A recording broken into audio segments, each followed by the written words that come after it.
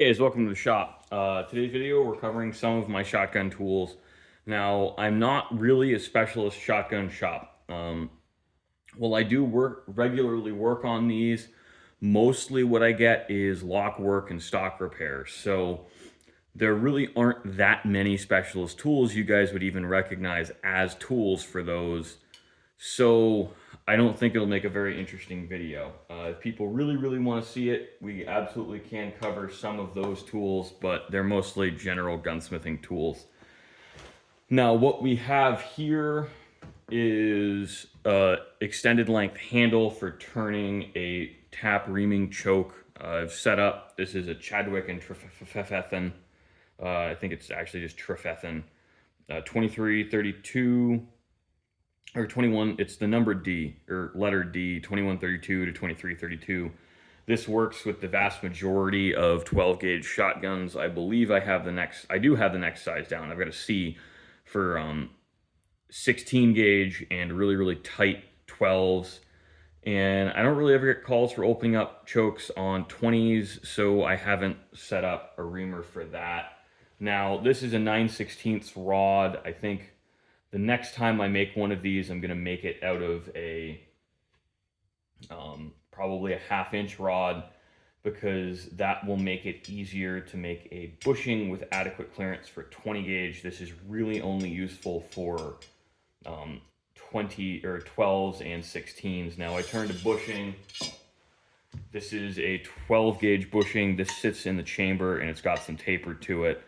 So even if the chambers are different sizes at the breech face, which is true, you can get quite a large range depending on where the firearm was made.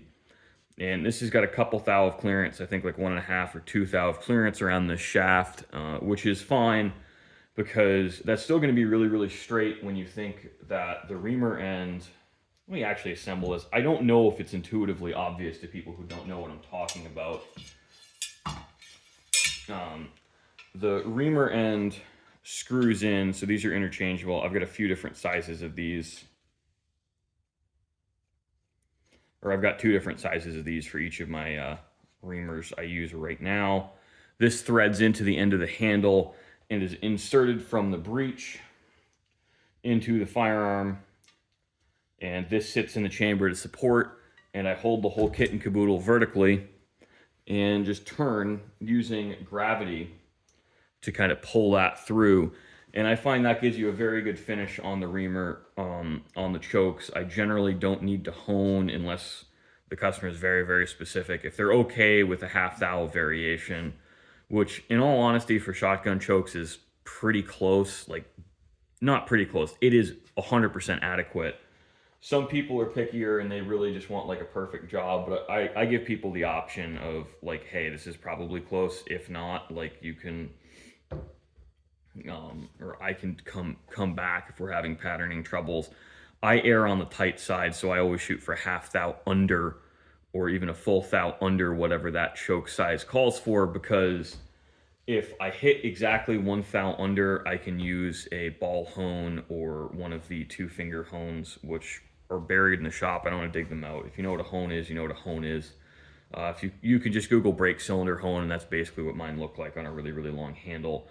I, whenever possible, like to support them from the chamber end and only work from the chamber end. I find you have very few point of impact issues if you do that. It's really common for people to hold the barrel like so in a vise and just hand turn a reamer, and that's how you choke crooked.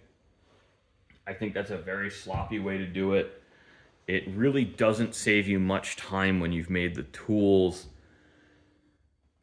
but people will do it. Now, I just use snap gauges to check chokes. If you don't know what a snap gauge is, we can demonstrate it. Now, I'm fairly sure that this 12 gauge here is going to be a full and fuller, which is kind of a joke, but if you're familiar with German guns, that's really what you can expect. I'm betting this isn't more than 710.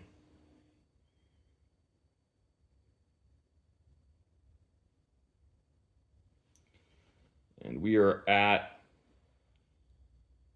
696. Yeah, 696. So pretty damn tight 12 gauge. Now these are marked. What are the choke marks? I don't see a choke mark stamped here. I'll have to look for them. German guns have a different way of marking for chokes than British guns. I honestly need to look it up because until recently I only worked on British and American shotguns. Now I work on German guns too because people paid me for it. So we're going to keep doing it. Now, these are not the ideal ways to measure chokes. I like to take 3 measurements and I like to kind of rotate around. If I get a huge discrepancy, start over, because snap gauges on what is a tapered surface in here. So you have a tapered section leading up to your choke, and then once you're in your choke, you've got parallel walls. Snap gauges aren't the best. Now, to get behind there, to really get an idea of bore diameter, I'll use these. These are something I take a lot of measurements with because you've got some spring in the thing, so these are all about feel and practice.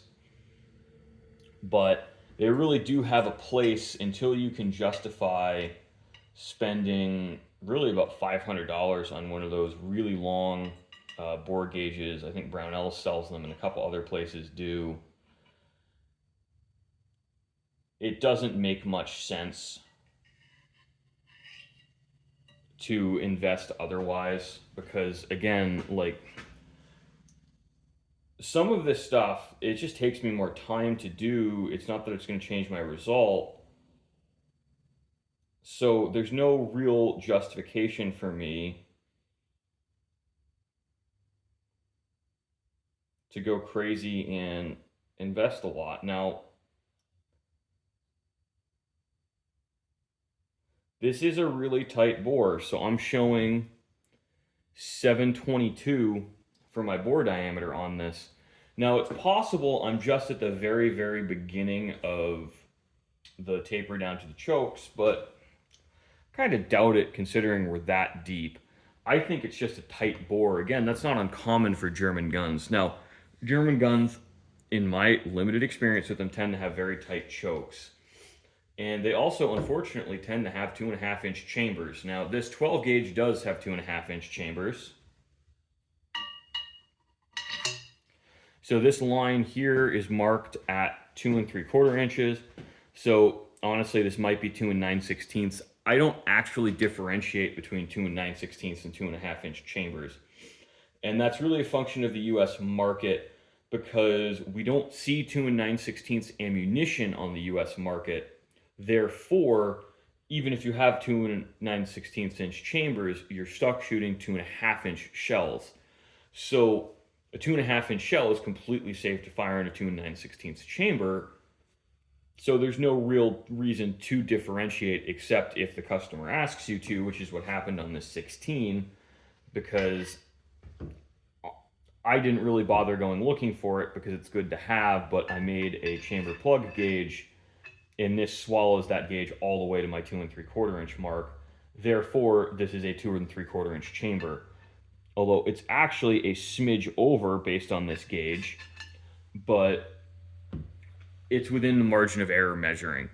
Now, I'm kind of ambivalent on this. I've had 3 people ask me to do it, which is opening up forcing cones. And yes, it's something that can be done, but I like to be really careful with wall thickness. And I'll only do this on guns where I'm 200% confident based on my own measurements and really some common sense whether or not it's even safe to do this, but open up forcing cones. Now, I mostly use this because you'll see if people shoot steel shot, it really does heavily damage the forcing cones of the barrel, and you can get some really bad wad fouling in there. So that first little bit where the most damage is, I can clean out with this long forcing cone reamer, which is in an extremely difficult to open case. I'm sorry that this is taking so long, guys. Oh. And we are not going to insert this reamer on either of these because I don't want to scratch the bores, but you insert the reamer from the rear, and I can lengthen that forcing cone, and it changes your angle, so it's a much more shallow angle. Supposedly with modern wad designs, this reamer improves patterns. One of the reasons we actually had pretty aggressive tapers on um, older guns is because that would actually force the fiber wad to seal better. Now, fiber wads are less common in this day and age. It's mostly plastic wads. So the advantages of that are more or less moot. However, they're still very common. I think we've stuck with that design in most manufacturers because there's really no reason to change. I don't. I think generally speaking, your surface finish inside of the bore is going to make a bigger difference on patterns than the exact angle of things. I know shotgun guys in the comments will absolutely rant and rave and say you have to do it this one specific way because the gunsmith they've been using since 1942 told you to do it that way, and he's always right about everything. But not everyone's right about everything, and things change because we do have better empirical testing than we did 70 years ago.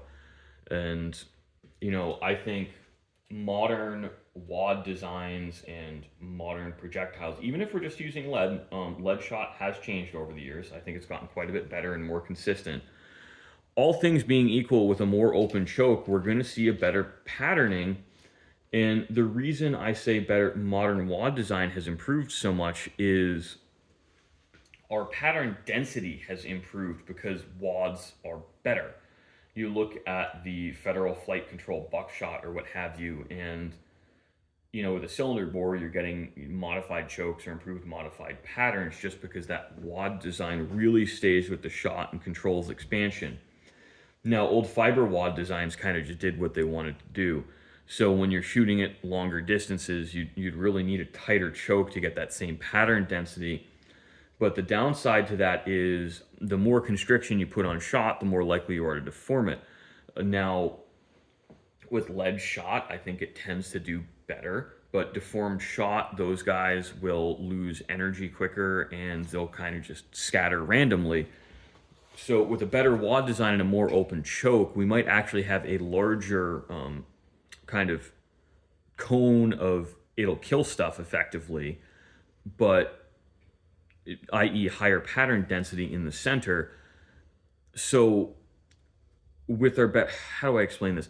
Because the pattern density is higher and we have fewer deformed shots kind of just falling and flying off and scattering randomly, even though we have less constriction, we still have just as many pellets on target because we haven't lost as many pellets. If you see what I'm stepping in, I don't necessarily know how to explain it in words, and it's not terribly intuitive, but sometimes more choke is less good if you're going for maximum pattern. You see it in turkey guns a lot.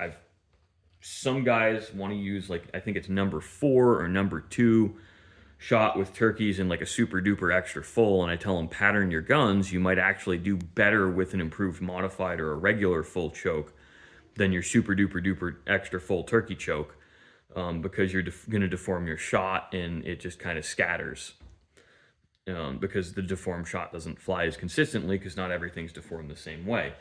And you also have the advantage of, instead of trying to have a pattern this big at 25 yards, you've got a pattern this big at 25 yards. And honestly, I think 3 or 4 number 4 pellets to the head is going to kill basically any flightless bird in the country. So kind of off in the weeds. Some of this stuff is really hard to explain unless you just get it. And I get it, but I can't always explain it because my job is to do this stuff. It's not to teach this stuff. So thanks for watching, guys. I hope you enjoyed, and I hope you sort of understand chokes aren't as simple as a tighter choke gives you a tighter pattern, because there's more to it than that after a point. And thanks for watching. As always, it's really fun getting to share this stuff, and frankly, it's a nice break from certain times of the year where it's just a meat grinder here.